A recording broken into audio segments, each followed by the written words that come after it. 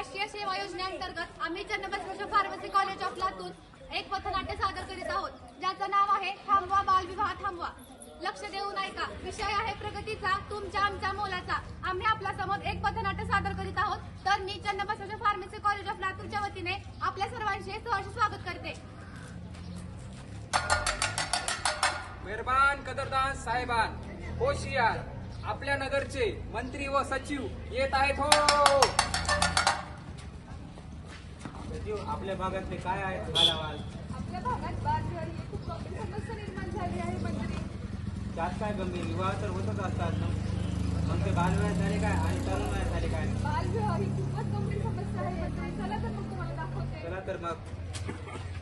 1 2 3 4 बालविवाह बंदीचा करू प्रचार. 1 2 3 4 बालविवाह बंदीचा करू प्रचार. 1 2 3 4 बालविवाह बंदीचा करू प्रचार.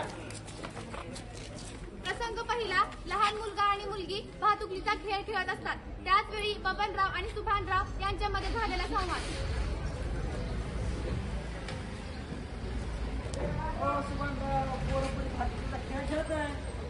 पोर हाय वाहतुकीचा खेळणारच.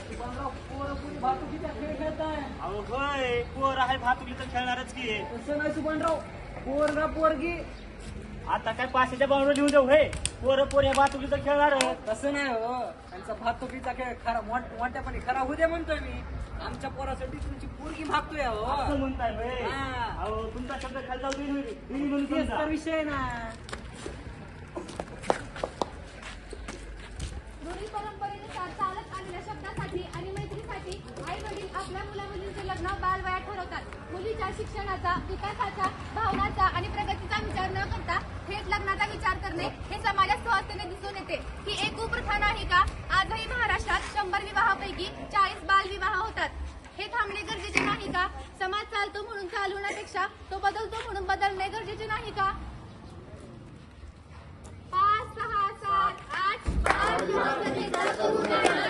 5 6 7 8 बालविवाह बंदीचा करू नये. 5 6 7 8 बालविवाह बंदीचा करू नये. प्रसंग दुसरा. नवरा मुलास नवरी मुलगी दाखवतात.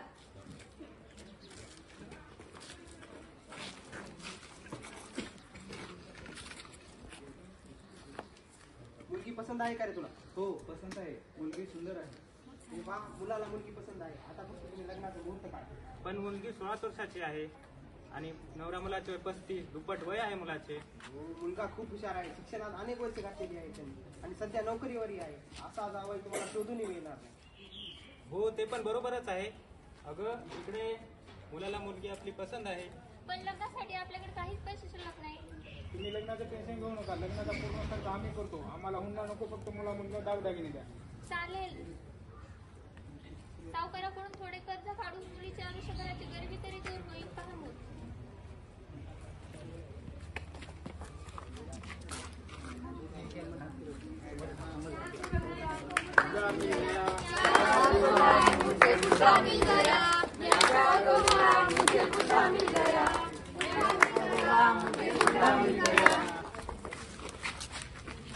मंडळींनो, घरची परिस्थिती, पैशाचा आमिष आणि मध्यस्थी व्यक्तीच्या पुढाकारामुळे आई वडील लग्नासाठी तयार झाले आहेत. मुलगा वयाने मोठा असेल किंवा श्रीमंत असेल तर पैशाच्या नावाखाली मुलीला विकत घेतले जाते किंवा अनेक गावांमध्ये ऊस तोडणीसाठी मुलाला जोडीदार म्हणून लग्न केले जाते.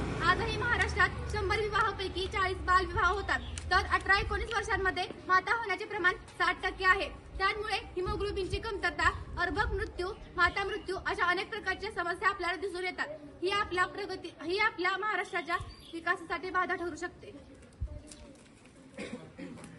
9 10 11 12 बालविवाह समूळ नष्ट करा.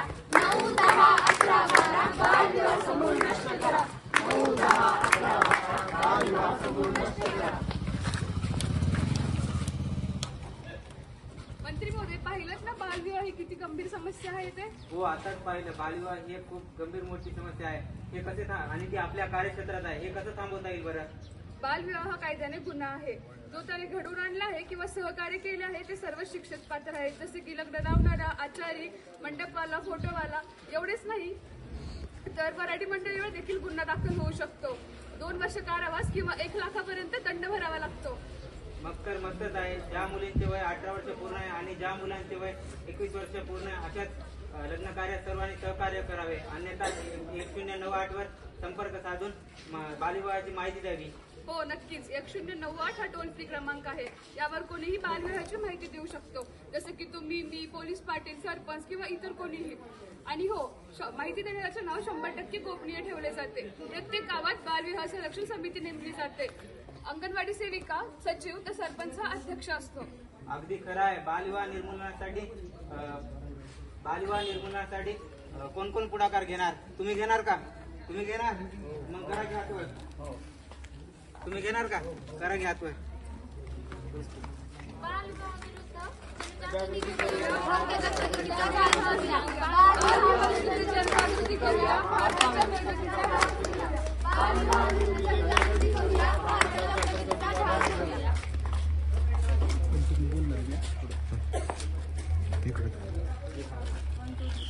धन्यवाद. जय एनएसएस.